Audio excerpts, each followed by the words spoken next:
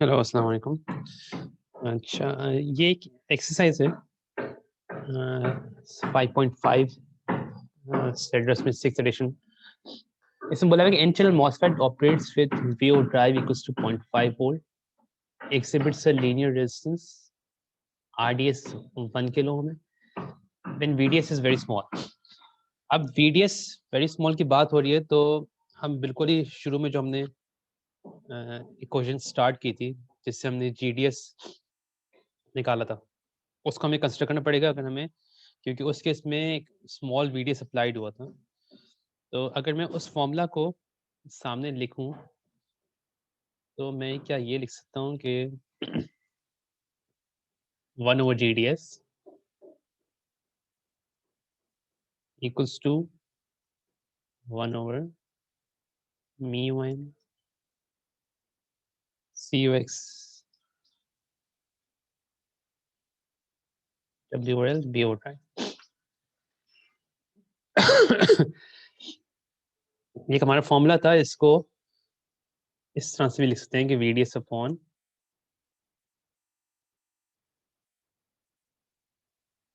IDS। ये सेक्शन 5.1.4 में हमने इलेक्ट्रिक फील्ड के थ्रू हमने GDS का फॉर्मूला निकाला था, वो सामने लिखा हुआ है। तो इसको इक्वल्स टू, हमें पता है GDS 1 over GDS RDS के बराबर होता है। नहीं तो मैं इसको RDS लिख सकता हूँ। तो अब ये हमें क्वेश्चन कहाँ से हमने चूज करी, क्योंकि उसमें बोला था VDS इज वेरी स्मॉल। तो ये वो रीजन है जिसमें VDS की वैल्यू बहुत छोटी सेट की गई है।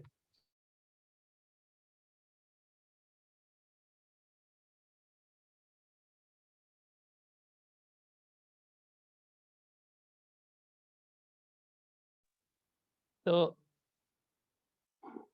अब हमें वी और ड्राइव गिवन है, हमें RDS गिवन है, हमें W और L फिलहाल गिवन नहीं है, नहीं है म्यू एंड CUX की भी वैल्यू गिवन नहीं है। अब क्वेश्चन क्या है कि what is value of ID। पहले तो what is the value of device transconductance parameter KN। Device transconductance parameter है। अब KN किसके बराबर होता है, कोई मुझे बताएगा?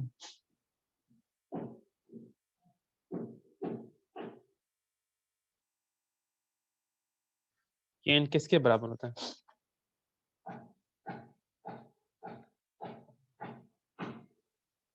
mu and COX W upon L।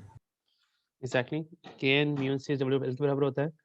तो अगर मैं इसको म्यू एंड CUX W और L के इधर इससे रिप्लेस कर दूं, तो मैं कह सकता हूं कि इसके इक्वेशन में मेरा जो RDS है 1 over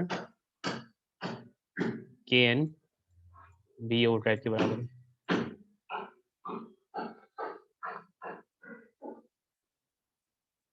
ठीक है, तो अब मुझे कोई कैलकुलेट बताए कि अगर KN की वैल्यू अननोन है, RDS 1 किलो ओम गिवन है, BO ड्राइव 0.5 वोल्ट गिवन है, तो KN किसके बराबर आएगा?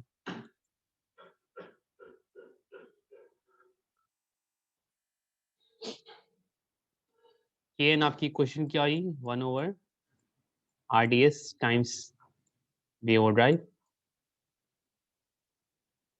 KN आपका 0.5 इंटू 1 के 0.5 के हुआ, और 1 डिवाइड 0.5 के इसके बराबर होता है 2 मिली सर। 2 मिली एम्पेयर पर वोल्ट स्क्वायर। तो ये आपका केन की वैल्यू है, जो पहला Kn is पार्ट है। equals to आपने क्या लिखा है 1/? ये मैं थोड़ा माउस स्विच करिए, RDS है, RDS और V ओवर ड्राइव। ये ऊपर RDS था, ये इक्वल्स टू 1 ओवर केन V ओवर ड्राइव के बराबर होता है। तो इस केस में हमने बस केन और RDS को हमने शिफ्ट किया है और हमने केन की वैल्यू फाइंड आउट की है। 2 milli ampere per volt square हमारा केन की वैल्यू है। अब दूसरा पार्ट है, what is the value of current ID obtained when VDS is increased to 0.5 volt and to 1 volt। अब ID की मल्टीपल इक्वेशंस है हमारे पास, मल्टीपल इक्वेशंस है। एक हमने फिलहाल स्टार्ट किया था, हमने VDS बहुत स्मॉल है, उस टाइम पे ID क्या है, फिर हमने ट्रायोड का फॉर्मूला देखा था और फिर हमने सैचुरेशन का फॉर्मूला देखा था। तो एक कंडीशन उन्होंने बताने की कोशिश की है, उन्होंने कहा VDS इज इंक्रीज टू 0.5, मतलब VDS आपका 0.5 है। तो मुझे बताएगा कि ये कौन सा रीजन हो सकता है, VDS 0.5 अगर मेंशन किया हुआ है उन्होंने, किस इक्वेशन की बात हो रही है, मतलब कौन सा रीजन है मॉसफेट आपका है, वो किस रीजन में बैठा हुआ है।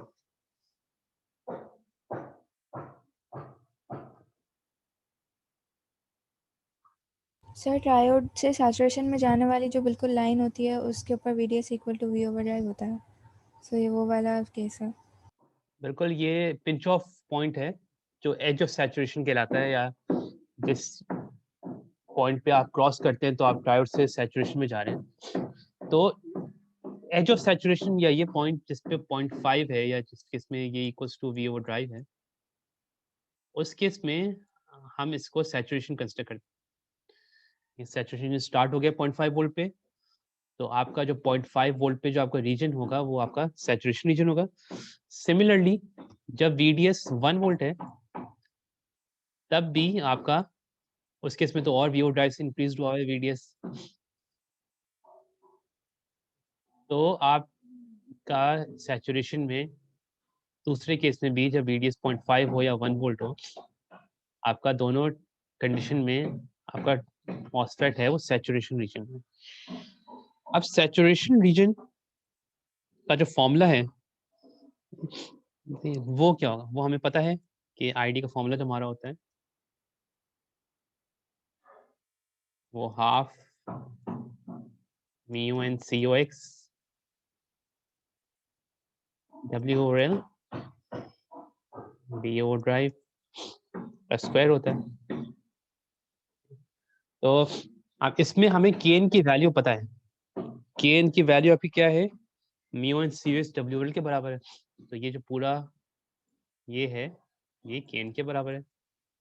केन आपको मालूम है, V ओवर ड्राइव आपको मालूम है, और आप half Kn times V over drive square से आप ID निकाल सकते हैं। तो आपका ID क्या होगा, half 2 milli and V over drive is 0.5 square. तो 2 और 2 मिली 1 मिली होता है, 1 मिली टाइम्स 0.5 का स्क्वायर क्या होता है, 0.25 होता है। तो 0.25 टाइम्स 1 मिली इज 0.25 मिली।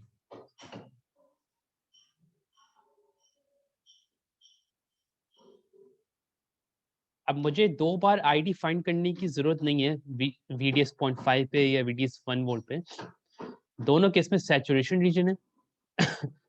और अभी तक हमने जितना पढ़ा है फॉर्मूला में, half KN V over drive square में, जब सैचुरेशन रीजन में VDS की कोई भी वैल्यू हो तो आपका ID चेंज नहीं होता। ये अभी आप वही कंसिडर कर रहे हैं कि आप इस पॉइंट पे बैठे हुए हैं या आप इस पॉइंट पे बैठे हुए हैं, आपका ID है वो सेम, क्योंकि दोनों कंडीशन सैचुरेशन है। तो नेक्स्ट केस में अगर होता है, अगर कोई R0 का फैक्टर होता है तो फिर आपका फॉर्मूला किस तरह चेंज होता है। तो उस केस में मेरा VDS अगर 0.5 हो या 1 वोल्ट हो, अगर हल्का सा इंक्लाइन रिस्पॉन्स होगा तो करंट आईडी का सेम नहीं होगा दोनों में। लेकिन अगर इस केस में बात हो रही है, अब क्वेश्चन में क्योंकि ये टॉप जो एक्सरसाइज है ये चैनल लेंथ का या आर नोट के इफेक्ट से पहले की है, तो उन्होंने कोई कंडीशन दी नहीं है। अगर एग्जाम में इससे क्वेश्चन आता है तो यहाँ मेंशन्ड होगा कि r naught can be neglected. तो अगर ऐसी कंडीशन है जब आर नोट इग्नोर करते हैं तो हमें पता है फॉर्मूला हमारा आईडी का ये होता है।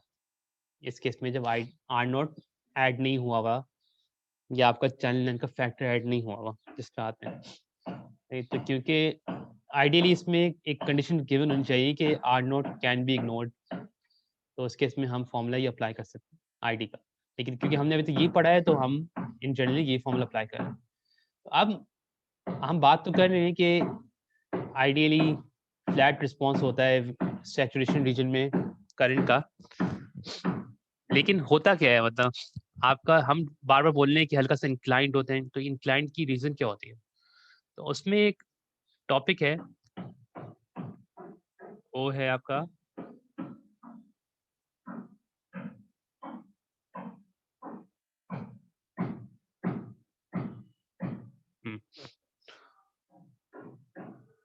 वो आपका टॉपिक है finite output resistance in saturation. अब टॉपिक काफी सेल्फ एक्सप्लेनेटरी है, लिखा हुआ है finite output resistance in saturation region. Output resistance again r naught है या आर डी एस है, जो भी आप कह लें। तो अब वो बेसिकली यही कह रहे हैं कि सैचुरेशन रीजन में ये स्लोप जो बिल्कुल स्ट्रेट लाइन है ना, ये बता रहे आपकी आर है वो इनफाइनाइट है। हमें पता है स्लोप फ्लैट है, आईडी चेंज नहीं हो रहा, तो इनफाइनाइट आउटपुट रेजिस्टेंस होती है सैचुरेशन रीजन में जब आपका स्लोप बिल्कुल एक फ्लैट हो। अब अगर उन्होंने क्वेश्चन में टॉपिक में लिखा है फाइनाइट आउटपुट रेजिस्टेंस, तो मतलब वो ऐसी बात कर रहे हैं कि कुछ स्लोप है। अब हमें पता है हल्का स्लोप फ्लैट से थोड़ा इंक्लाइंड होगा, तो रेजिस्टेंस आपकी कोई फाइनाइट वैल्यू होगी, बहुत ज्यादा होगी मेगा ओम्स वगैरह में, लेकिन थोड़ी स्लोप इंक्लाइंड में थोड़ी सी फाइनाइट वैल्यू होगी। और जितना इसको और बढ़ाते रहेंगे उतनी कम होती रहेगी, इवेंचुअली ऐसे रिस्पॉन्स आ जाएगा तो वो 0 हो जाएगी। ठीक है, तो अब इस टॉपिक में पहले बात करते हैं कि क्या चीज हमें पता है। हमें पता है कि in saturation ID is independent of VDS. Again अभी हमने देखा कि सैचुरेशन रीजन में आपका रिस्पॉन्स फ्लैट होता है, तो आपका वीडीएस यहाँ से यहाँ वेरी हो रहा हो, जो भी डेल्टा वीडीएस नाम देते हैं इसको, तो आपका आईडी है वो कांस्टेंट है। सही, तो एक बात ये है कि सैचुरेशन में ID is independent on VDS, मतलब वीडीएस वैरी होने से आईडी फर्क नहीं पड़ता।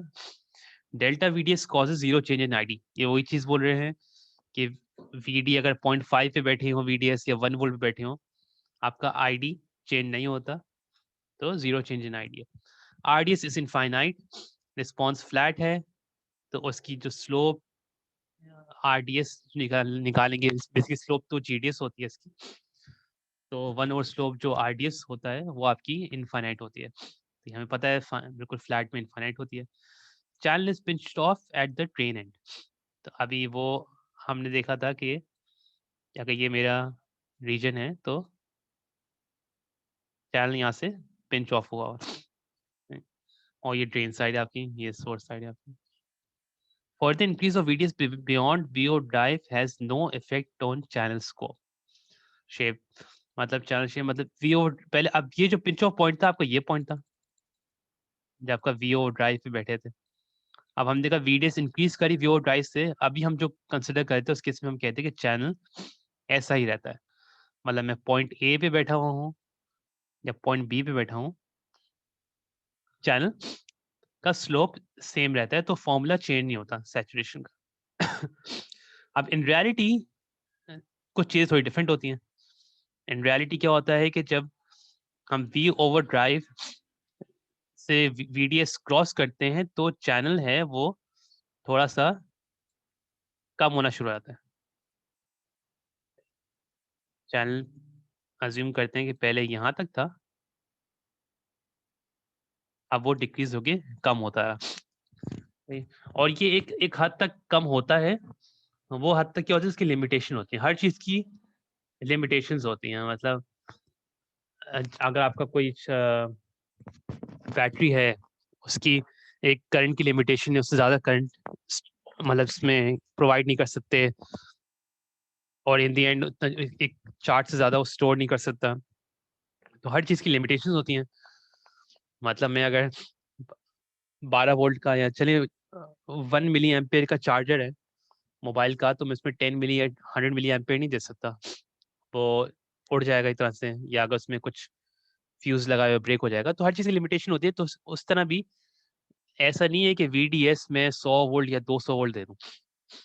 सही है, एक हर टेक्नोलॉजी की लिमिट होती है।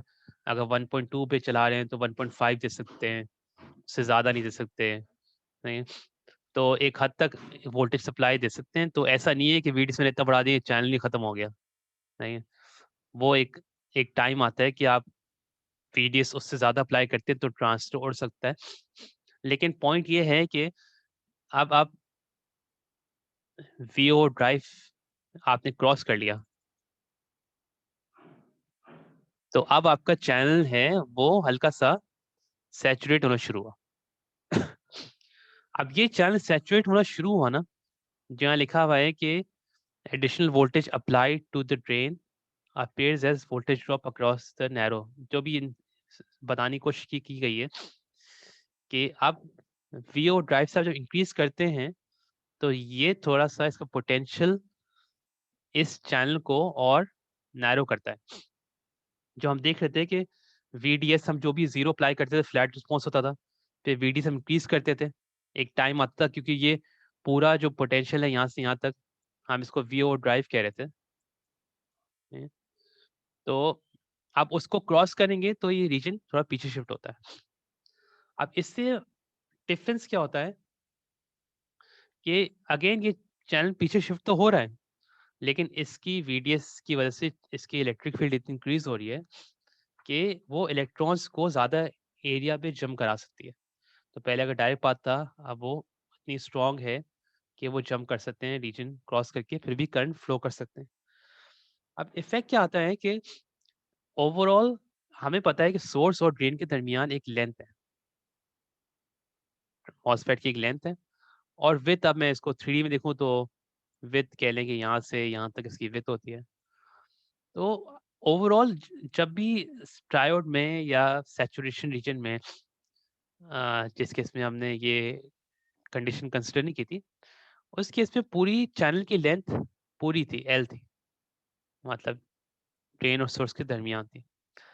अब क्या हो रहा है, क्योंकि चैनल थोड़ा सा पीछे जा रहा है और क्योंकि वीडी से आपने इतनी ज़्यादा वोल्टेज अप्लाई कर दी है वीओ ड्राइव से, तो चैनल एक्चुअली तो मतलब फिजिकली एल उसकी लेंथ है, लेकिन असली में चैनल की लेंथ है वो एल माइनस डेल्टा एल हो रही है। डेल्टा एल ये वाला रीजन है।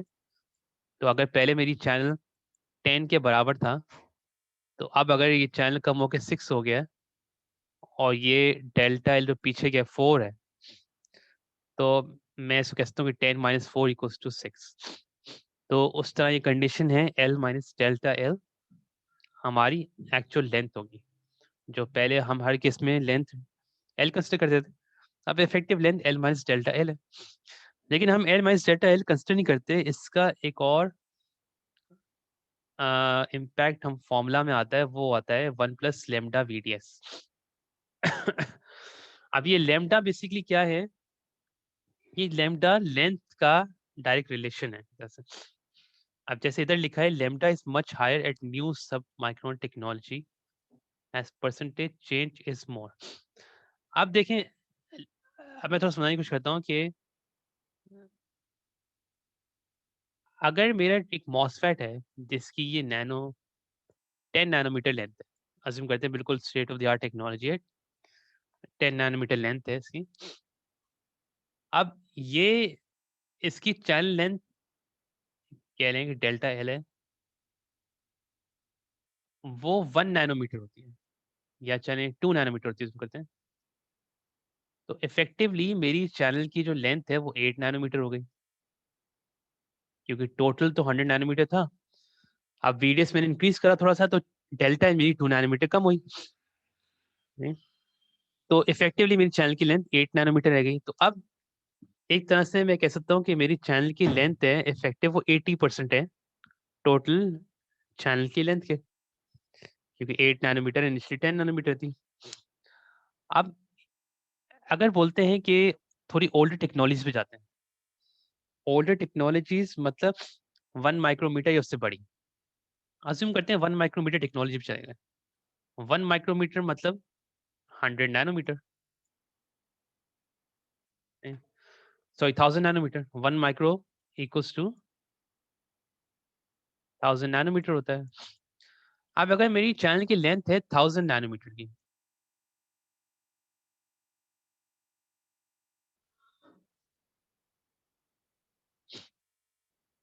सही है, उसमें मैं कहता हूँ कि डेल्टा एल मेरी 2 नैनोमीटर ही है। तो इफेक्टिवली मेरी अब चैनल की लेंथ क्या हो गई, 990 8 नैनोमीटर हो गई। जो पहले 1000 नैनोमीटर थी, इनिशियली एक केस था जिसमें 10 नैनोमीटर लेंथ थी, आपकी डेल्टा एल 2 नैनोमीटर कम हुई, तो आपकी 8 नैनोमीटर चैनल की लेंथ रह गई, जो 80% हो गया था। अब अगर मेरा चैनल 1 माइक्रोमीटर है, मतलब 1000 नैनोमीटर है, उसमें से अगर मैं डेल्टा एल 2 नैनोमीटर कम करूंगा, तो मेरी चैनल की लेंथ है वो 998 नैनोमीटर रह जाएगी। तो अब कह लें कि पहले ये 80% हो गई थी इफेक्टिव चैनल लेंथ, अब ये 99.8% होती है। तो मैं ये कह सकता हूँ कि जो बड़ी टेक्नोलॉजीज होती हैं, 1 माइक्रोमीटर या 2 माइक्रोमीटर, ऐसी कोई बड़ी टेक्नोलॉजीज होती हैं, उसमें आपका जो चैनल लेंथ है वो इतनी, उसकी परसेंटेज चेंज है वो इतनी वैरी नहीं करती। अब जैसे 10 नैनोमीटर पे आपकी VDS आपने बढ़ाया, आपका 80% हो गई चैनल लेंथ, ये अच्छा खासा चेंज है, 100% से 80%। अब कोई ओल्डर टेक्नोलॉजी है 1 माइक्रोमीटर पे, उस पे आपका चैनल लेंथ की परसेंटेज चेंज जो भी 0.2% चेंज हुआ है, तो 99.8% उसका इफेक्टिव चैनल की लेंथ रह गई है। तो इससे एक चीज समझ आती है कि जो पुरानी टेक्नोलॉजीज हैं जिनमें लेंथ बहुत ज्यादा होती है ट्रांजिस्टर की, उसमें चैनल लेंथ का इफेक्ट इतना स्ट्रांग नहीं होता। चैनल लेंथ का इफेक्ट मतलब कि आपका परसेंटेज चेंज आपकी चैनल की कितनी कम हो रही है। तो ओल्डर टेक्नोलॉजी 1 माइक्रोमीटर पे हमने देखा कि हमारा इतना फर्क पड़ता ही नहीं है, 99.8% हुई हुई है, तो एक तरह से वो कुछ चेंज आया नहीं। हाँ, अब मैं अगर टू स्केल देखूं, तो ये तो 8 नैनोमीटर हुआ है 10 नैनोमीटर का। अगर मैं 1000 माइक्रो की बात करूं, तो मैं एक तरह से थोड़ा सा कम हुआ है, बहुत इतना ज्यादा कम नहीं हुआ, थोड़ा सा कम हुआ है। तो इन रिलेशन में देखा जाए तो जितनी पुरानी टेक्नोलॉजी है, उतना इफेक्ट आता ही नहीं है VDS इंक्रीज करने से चैनल पे। तो आपकी जो फॉर्मूला है 1+λ/VDS, इस केस में अगर मैं 1 माइक्रोमीटर या बड़ी टेक्नोलॉजी की बात कर रहा हूँ ना, तो उस केस में मेरा लैम्डा 0 हो जाता है। अब देख लें कि अज्यूम करते हैं 1 माइक्रोमीटर ऐसी कोई टेक्नोलॉजी थी जिसमें मेरा लैम्डा 0 हो गया, तो इफेक्टिवली मेरा फॉर्मूला क्या बना, मेरा ये फॉर्मूला बना जो पहले ही से था, जब हमेशा कंसिडर करते हुए आ रहे थे। तो ये एक तरह से ये चीज बता रहा है कि जो आपका आइडियल केस था ना, अब अगर जितनी पुरानी टेक्नोलॉजी होगी, उतना आपका आइडियल के करीब रहेगा, नहीं। और 100 नैनो पे आए, 10 नैनो पे आए, तो उतना इफेक्ट है वो चैनल लेंथ का स्ट्रांग होगा। तो लैम्डा का जो इम्पैक्ट है ना, वो ज्यादातर इफेक्ट करता है जब 1 माइक्रोमीटर से लेंथ मेरी कम हो। लेंथ मेरी कम हो, अगर लेंथ 1 माइक्रो से बड़ी है ना, तो लैम्डा मेरा 0 हो जाता है,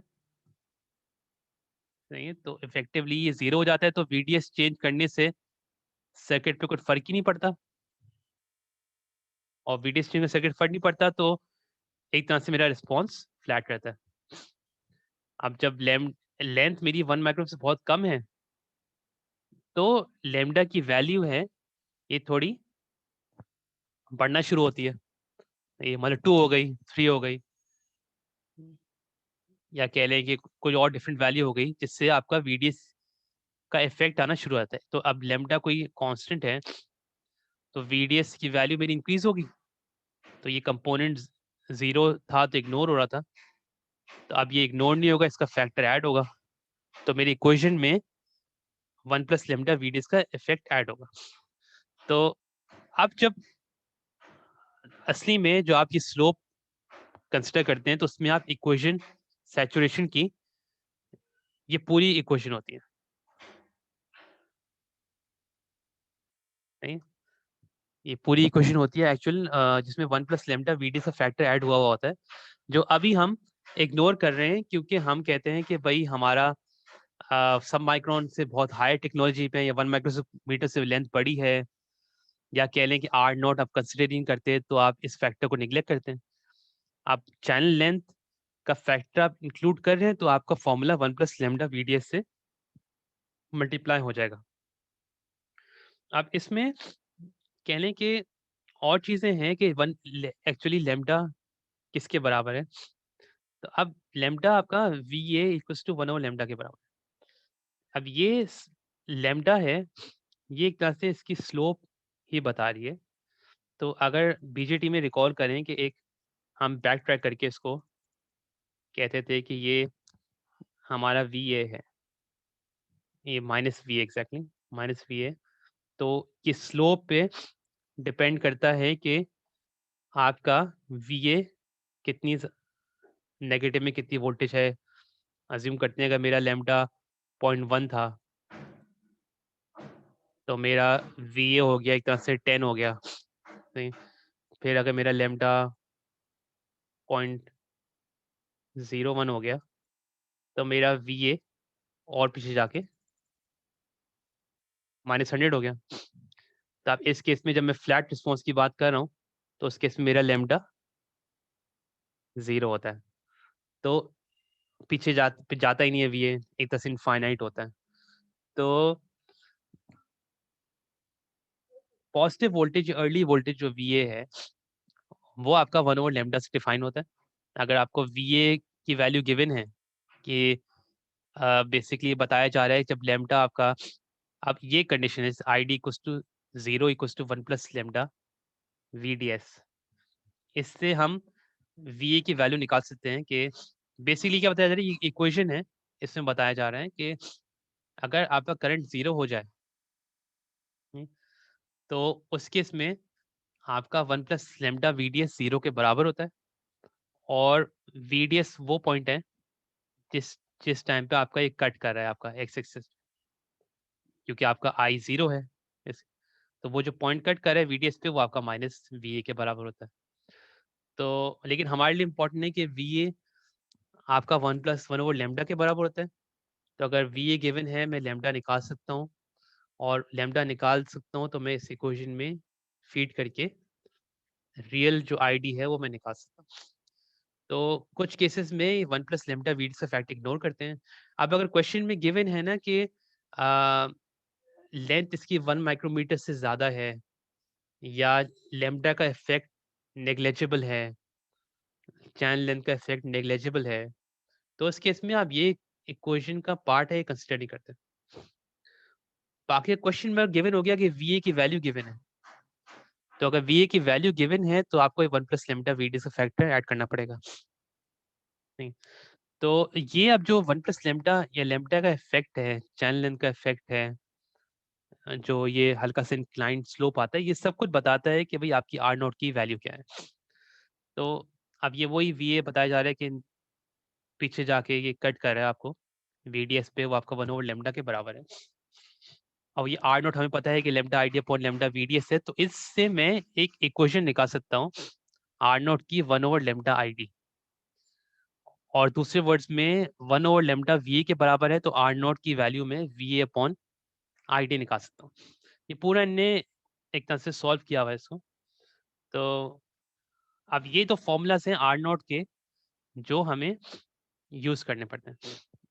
अब ये वही चीज़ है जिस बीजेटी में हम इसके पैरेलल में आर नॉट लगाते हैं। स्मॉल सिग्नल मॉडल है, इसको हम मजीद देखेंगे, लेकिन ये स्मॉल सिग्नल का मैं ट्रांजिस्टर का बताऊं जल्दी से। तो इस केस में आपका जो गेट है और आपका जो सोर्स है या ड्रेन है, तो आपका गेट टर्मिनल ना ड्रेन ना सोर्स से डायरेक्टली कनेक्ट नहीं होता। हमें पता है एक बीच में एक सिलिकॉन डाइऑक्साइड आते हैं, इंसुलेटर आता है, तभी गेट एक तरह से ओपन है। तो ये जो VGS है आपका, ना सोर्स से डायरेक्टली कनेक्ट हुआ है ना ड्रेन से कनेक्ट हुआ है। IG का करंट 0 है क्योंकि गेट पे करंट फ्लो नहीं करता। ये आपका करंट सोर्स है, इसको ID के फॉर्म में शो किया होता है, ठीक है। और ये ID का फॉर्मूला है हाफ KN बार WL VO टाइप स्क्वायर, जो वैल्यू है। और एक R नॉट का रजिस्टर है जो अभी हमने इसको इसके अक्रॉस कनेक्ट किया है, ड्रेन टू सोर्स के अक्रॉस। ये वही है R नॉट, आपका वैल्यू कनेक्ट हुई है ड्रेन टू सोर्स। अब ये कुछ केसेस में हम आर नॉट कंसिडर नहीं करते थे, जैसे हम बाकी बीजेटी में भी आर नॉट कंसिडर करते थे, लेकिन अगर कंसिडर करेंगे तो आर नॉट की वैल्यू आपकी 1/λ/ID या V/ID के बराबर होगी। तो अब कोई भी इनडायरेक्टली अगर आपको आर नॉट इग्नोर करने को बोला जाए ना, कोई भी कंडीशन बोली जा सकती है। ये बोला जा सकता है कि VA इनफाइनाइट है, V एक तरह से इनफाइनाइट बोल दिया है, या लैम्डा एक तरह से 0 बोल दिया है। तो ये इनडायरेक्टली ये चीज बता रहे हैं कि आपकी आर नॉट है वो आपकी इनफाइनाइट है। या दूसरे केस में अगर बोल दिया है कि r naught can be neglected, channel length effect can be neglected, ये सब अगर कंडीशंस एक ही चीज को बताती हैं कि आपका आर नॉट का फैक्टर इनफाइनाइट है, इसको कंसिडर नहीं करते। तो अगर अगर हम आर नॉट नहीं कर रहे हैं तो हमारा रिस्पॉन्स फ्लैट है, अगर हम कंसिडर कर रहे हैं तो हल्का सा स्लोप्ड है। और ये कितना स्लोप है ये सब VA पे डिपेंड करता है और लैम्डा पे डिपेंड करता है कि स्लोप कितना है। आर नॉट के बारे में किसी को क्वेश्चन है कोई? सर ऊपर एक फॉर्मूला था VA equals VA dash multiplied by length, sir वो एक्सप्लेन कर देगा प्लीज। हाँ, वो इतना जरूरी नहीं है, तो ये मैंने निगलेक्ट किया। वो बस ये चीज है कि आपको VA की वैल्यू पता है, सही है, कि हम हर फॉर्मूला में VA कंसिडर करते हैं। VA हम कहते हैं कि जैसे V/ID आर नॉट हो गया, या 1+λ/ID आपका आर नॉट हो गया। कुछ केसेस में आपको VA की जगह VA बार गिवन होता है, नहीं? तो एक्चुअली VA बार आपका अर्ली वोल्टेज कह लें कि पर लेंथ कंसिडर होता है। तो मैं शायद अवॉइड करूँ ऐसा VA बार देना, लेकिन इन केस अगर आपको VA बार की वैल्यू गिवन है और आपको डायरेक्टली VA की वोल्टेज गिवन नहीं है, आपको VA बार की वोल्टेज गिवन है, तो आपको बस लेंथ से मल्टीप्लाई करके आपको VA की वोल्टेज फाइंड करनी है।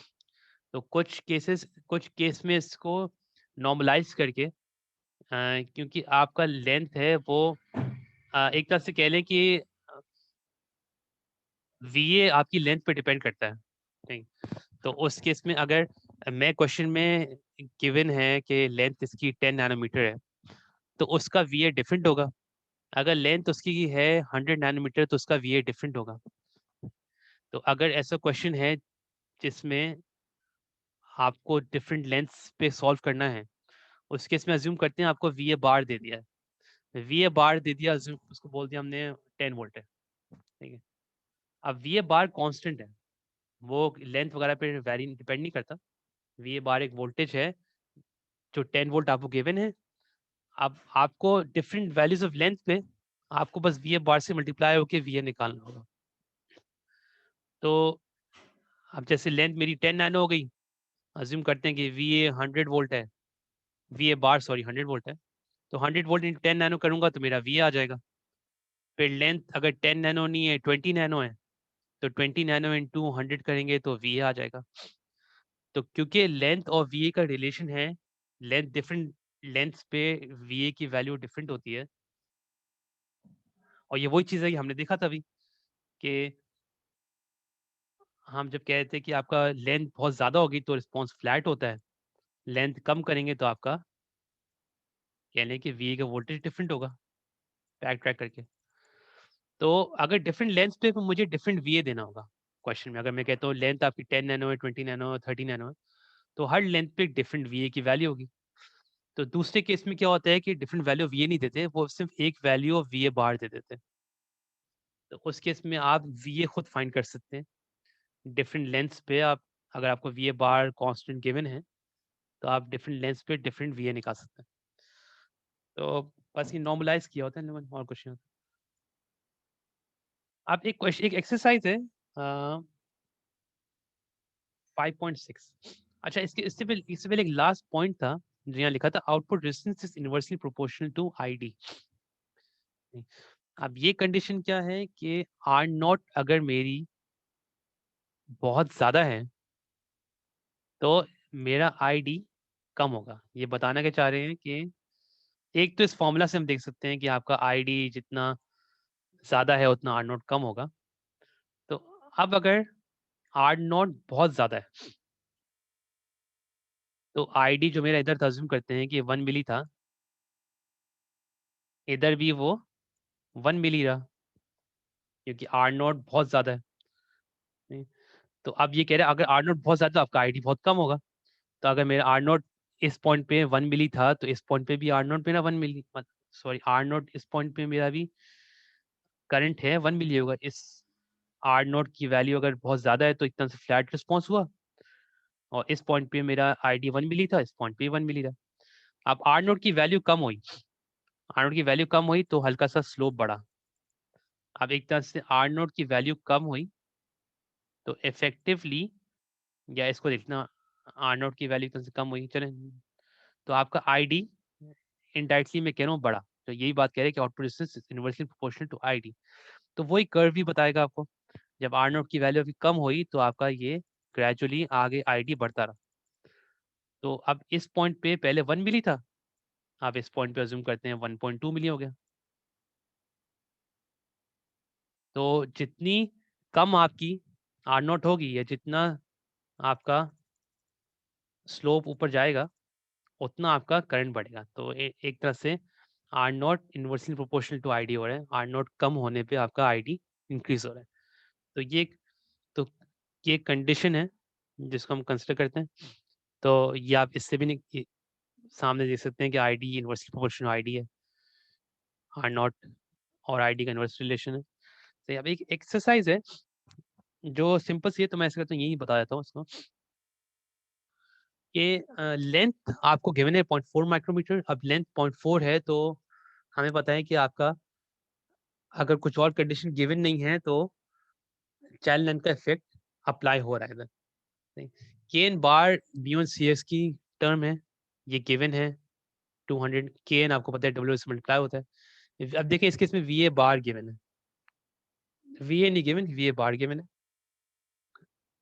और लेंथ 0.8 W16, और हमें फाइंड करना है VA एंड लेमडा। अब देखिए लेंथ चेंज हो गई तो लेंथ चेंज होने पे अगर यहाँ VA गिवन होता तो वो सेम VA अप्लाई नहीं हो सकता था इधर, क्योंकि लेंथ डिफरेंट हो गई है। तो VA बार गिवन है, VA बार टाइम्स लेंथ हमारा VA होता है। तो पार्ट ए में लेंथ 0.8 माइक्रो है तो मैं VA निकालता हूँ 40 वोल्ट। अब ये VA नेगेटिव नहीं होता, वो जो -VDS के टाइम पे होता है वो -VA होता है। इफेक्टिवली VA आपका पॉजिटिव 40 वोल्ट ही शो होगा। लेमडा आपका 1/VA के बराबर होता है। ये कुछ फॉर्मूलाज हमने ऊपर शो किए हुए थे, जैसे इस केस में VA आपका 1/लेमडा के बराबर था, तो वही फॉर्मूला हम यहाँ कंसिडर कर रहे हैं। Lambda equals to 1/VA, VA आपको 40 गिवन है तो आप लेमडा निकाल सकते हैं 0.025 पर volt. A part B, find ID when VO drive is equals to 0.5 volt and VDS is equals to 1 volt। अब यहाँ उन्होंने आपको VDS 1 वोल्ट और VO drive 0.5 वोल्ट बता के उन्होंने ये बता दिया कि आपका जो MOSFET है वो सैचुरेशन में। क्यों? क्योंकि इसका VDS है वो ग्रेटर देन VO drive है। अब सैचुरेशन में आपका फॉर्मूला ये सामने लिखा हुआ है जिसमें 1 प्लस लेमडा VDS का फैक्टर भी मल्टीप्लाई हो रहा है। और ये क्यों मल्टीप्लाई हो रहा है? क्योंकि क्वेश्चन में आपको VA गिवन है और ये लेंथ आपकी इफेक्टिवली 1 माइक्रो से कम है, तो आप इसको मल्टीप्लाई करेंगे 1 प्लस लेमडा VDS। ठीक है। अब काफ़ी चीज़ें हमें देखते हैं, हमें क्या-क्या गिवन है इसमें। हमें KN बार गिवन है, ठीक है। हमें W और L भी गिवन है विथ 16 माइक्रो है, लेंथ 0.8 माइक्रो है। VDS भी गिवन है 1 वोल्ट, लैम्ब्डा भी गिवन है 0.025। तो आप इफेक्टिवली ID निकाल सकते हैं। सब कुछ अगर वैल्यू सारी गिवन है, आप खुद देख सकते हैं कि अगर इसमें एक तरह से अगर आपका 1 प्लस 0.025 वाला फैक्टर ऐड नहीं होता ना, तो आपका करंट है वो ID के करीब ही आएगा। तो जो हल्का सा ये इंक्रीज करता है ना करंट, ये बहुत बड़ी वैल्यूज पे इंक्रीज नहीं करता। मतलब ये ऐसा नहीं है कि ये इतनी बड़ी वैल्यू पे इंक्रीज कर रहा है। ये आइडियली फ्लैट होता है, लेकिन ये हल्का सा इंक्रीज होता है। नहीं तो वो आप इसमें भी देख सकते हैं कि अगर आप लैम्ब्डा का फैक्टर इग्नोर कर देंगे ना या 0 कर देंगे, तो आपका आंसर ID 0.513 करीब ही आएगा, उससे 0.5 आए। नहीं, तो अभी लेकिन क्वेश्चन है कि हमें ये फॉर्मूला गिवन था, हमें सारी वैल्यूज गिवन थी, तो हमने ID फाइंड कर लिया 0.513 मिली एम्पेयर। तो अब क्वेश्चन था R नॉट फाइंड करना। अब R नॉट के दो फॉर्मूलाज हैं, V अपॉन ID या 1 ओवर लेमडा ID। तो दोनों एक ही चीज है। हम लेमडा निकाल चुके हैं क्योंकि, तो हम इस फॉर्मूला में 1 ओवर लेमडा ID कंसिडर कर लेंगे। तो लेमडा हम प्रीवियस निकाल चुके हैं, ID हम इस पार्ट में निकाल चुके हैं, तो R नोट हमारा 78 किलो ओम्स आ रहा है। तो आप इसको एक और चीज हम ट्राई कर सकते हैं कि अगर मैं इसकी लेंथ कम कर देता हूँ तो इफेक्ट क्या आएगा। तो अगर इसकी लेंथ हम सोचते हैं कि इसकी लेंथ हम कम कर देते हैं, तो पहले तो इसकी लेंथ कम करने से हमारा VA है वो कम हो जाएगा, ऐसे ही है। VA कम हो जाएगा, आपका लेमडा बढ़ जाएगा। नहीं, तो लेमडा आपका बढ़ गया, तो इस केस में आपका लेमडा बढ़ जाएगा और यहाँ R नोट आपकी इफेक्टिवली कम हो जाएगी। तो वही जो ऊपर बात हो रही थी कि एक तरह से कि ऊपर तो हमने बोला था कि ID is inversely proportional to resistance, तो यहाँ हमने लेंथ का रिलेशन निकाला लेमडा से कि लेंथ इंक्रीज कम होने से आपकी R नोट तो कम हो रही है। वो हमें पता है कि लेंथ कम करते हैं तो ये इफेक्टिवली पीछे आपका जल्दी स्लोप कट होता है। लेकिन इस फॉर्मूला से भी देख सकते हैं कि लेंथ कम करी तो ये लैम्डा बढ़ा और लेंथ डिनोमिनेटर कम हुआ, न्यूमरेटर बढ़ा, तो इफेक्टिवली ID आपका इंक्रीज हुआ। ID इंक्रीज हुआ तो आपका R नॉट डिक्रीज हुआ। तो ये डिफरेंट वैल्यूज पे आप चेक कर सकते हैं, लेकिन इस केस में हमारा R नॉट जो आ रहा था 78 किलो ओम्स आ रहा था। तो अब अगर इसमें लेमडा 0 कर दूंगा जिस केस में, तो उस केस में R नॉट इनफाइनाइट हो जाएगा। अब थर्ड पार्ट है कि find ID when VDS is increased by 2 volt. अब अगर मैं इस सोल्यूशन को ना देखूं फिलहाल, तो ID का फॉर्मूला ये है और हमें ये पता है कि क्योंकि लेमडा का फैक्टर कुछ ऐड हो रहा है या मल्टीप्लाई हो रहा है, तो पहले VDS 1 वोल्ट पे जो मेरा ID था, अब VDS 2 वोल्ट पे मेरा ID ज्यादा होगा। अज्यूम करते हैं कि 1 वोल्ट पे ये था ID, तो 2 वोल्ट पे मेरा ID ऑब्वियसली इंक्रीज होगा। कम तो कभी भी नहीं हो सकता। नहीं, या तो फ्लैट रह सकता है जिसमें लेमडा 0, अगर लेमडा कोई फैक्टर है तो ID मेरा इंक्रीज होगा। तो उसी केस में यहाँ इन्होंने रिपीट किया है, पार्ट बी को सॉल्व किया है। इसमें VDS 3 वोल्ट रखा है।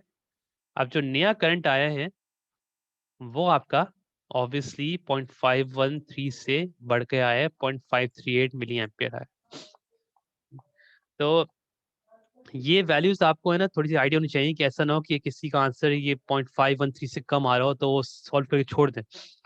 उसने कोई गलती कर दी है, क्योंकि आपका VDS इंक्रीज करने से आपका ID है फ्लैट रहेगा जब लेमडा 0 है, और अगर लेमडा की वैल्यू है तो आपका वो थोड़ा इंक्रीज होगा, ज़्यादा इंक्रीज नहीं होगा। तो आप इसमें आप जब माइनस करके आपने डेल्टा आईडी निकाल लिया, right? तो आप कह लें कि ऐसे क्वेश्चंस में मल्टीपल पार्ट्स आ सकते हैं कि एक पार्ट आ सकता है कि VDS डबल करने से क्या होगा, right? तो VDS डबल करने से आप मतलब कह लें कि अभी तो यहाँ VDS 3 वोल्ट गिवन था या VDS 2 वोल्ट गिवन था। इस क्वेश्चन में इज इंक्रीज बाय 2 वोल्ट लिखा हुआ है, मतलब इनिशियली 1 वोल्ट था, 3 वोल्ट कर दिया था। तो कुछ क्वेश्चंस ये भी आते हैं कि लैम्डा आपका डबल हो गया तो आपके रिजल्ट पे क्या इफेक्ट आएगा। तो आपको या तो काफ़ी केस में वैल्यूज नहीं गिवन होती है, परसेंटेज चेंज से निकालना होता है। तो इस केस में तो 25 माइक्रो आपका डेल्टा आईडी है, डिवाइड बाय 0.513 करेंगे तो आपका परसेंटेज चेंज आ जाएगा। तो लेकिन इसमें तो VDS आपका 3 वोल्ट कर देगा, किसी केस में आपका मतलब वैल्यू नहीं एग्जैक्टली पता जाएगी, बस पता जाएगा कि रीजनिंग क्वेश्चन अगर आ गए, रीजनिंग क्वेश्चन मतलब कि what is the impact on current when lambda is increased. तो एक तो आपको थियोरेटिकली समझना चाहिए कि भाई लैम्डा इंक्रीज की बात हो रही है, तो एक तरह से VA कम होने की बात हो रही है। VA कम होने की बात हो रही है मतलब ये स्लोप बढ़ाने की बात हो रही है। स्लोप बढ़ाने की बात हो रही है मतलब R0 कम होने की बात हो रही है। तो ये रिलेशन थोड़ा सा पता होना चाहिए, फॉर्मूला इतना डिपेंडेंट नहीं रहे। लेकिन अगर आपके रीजनिंग क्वेश्चन आते हैं तो वो इस तरह से क्वेश्चन आ सकते हैं कि किससे क्या फर्क पड़ेगा, लेंथ अगर आपकी सब माइक्रोन से आप बड़े टेक्नोलॉजी चली जाएं तो क्या फर्क पड़ेगा। तो ये कुछ क्वेश्चंस अगर कॉन्सेप्ट पता होगा कि कैसे ये R0 और लेंथ वगैरह कैसे फर्क पड़ रहा है तो आप ये सॉल्व कर सकते हैं। तो अभी तो हम कुछ ज़्यादा थ्योरी में थोड़ा सा फिक्सेट हुए हुए हैं एक तरह से, क्योंकि ये डेप्थ में पढ़ने की कोशिश कर रहे हैं कि फॉर्मूलाज का बैकग्राउंड क्या है। तो अभी एक बार नेक्स्ट अब जैसे लेक्चर में DC एनालिसिस स्टार्ट कर देंगे तो अगेन वो न्यूमेरिकल्स पे आ जाएंगे हम, और DC एनालिसिस जैसे BJT करा था वैसे ही मॉसफेट करेंगे। लेकिन अब किसी को अगर 2-3 क्लासेस थोड़ी सी कंफ्यूजन हो रही है कि थ्योरी ज़्यादा समझ नहीं आ रही, तो इतना इश्यू नहीं है। थ्योरी एज प्लस है, आपको आनी चाहिए। लेकिन अगर आपको जैसे अब रीजनिंग का हमने सॉल्व करके फाइंड कर लिया, हमने कहा हमें पता है कि भाई VA कम करने से क्या होता है, वरना आप दूसरा फॉर्मूला के डिपेंडिंग भी आप फाइंड आउट कर सकते हैं। जैसे एक अभी हमने तरीका बताया है कि भाई लैम्डा आपका कह लें कि लैम्डा इंक्रीज करने से आपका क्या होता है। तो हमें पता है लैम्डा इंक्रीज करने से कि भाई ये पीछे आता है जो भी होता है, तो वरना फॉर्मूला डिपेंड बता सकते हैं। आप बता सकते हैं कि भाई लैम्डा इंक्रीज होगा तो आपका VA डिक्रीज होगा, सही है।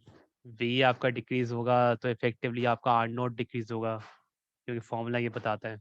तो एक तरीका वो भी है, अगर फॉर्मूलाज आपको पता हो सामने तो दूसरे बंदे इसको मतलब बेहतर ये होगा थ्योरी समझ के आप एक्सप्लेन करें कि इफेक्ट कैसे आ रहा है।